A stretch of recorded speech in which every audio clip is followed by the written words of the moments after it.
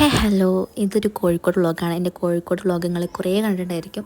അതേപോലത്തെ ഒരു കോഴിക്കോട് വ്ളോഗ് തന്നെയാണ് ഇതും. അപ്പോൾ നമ്മൾ ആക്ച്വലി ഇവിടെ നമ്മൾ രാവിലെ നേരത്തെ പോയിക്കുന്നു.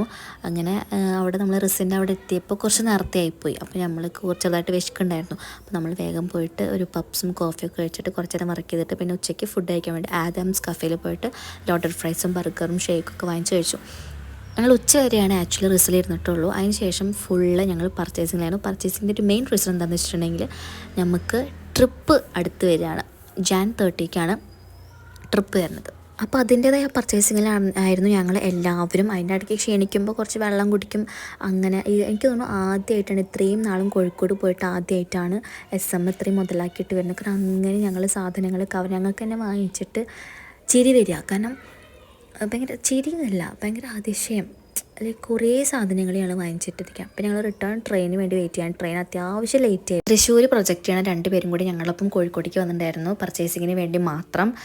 ഞങ്ങൾ ട്രെയിൻ കാത്തിട്ട് അവിടെ ഇരിക്കുകയാണ്. ഞങ്ങളൊരു കോമഡീസും കാര്യങ്ങളൊക്കെ പറഞ്ഞിട്ട് അവിടെ നിന്ന്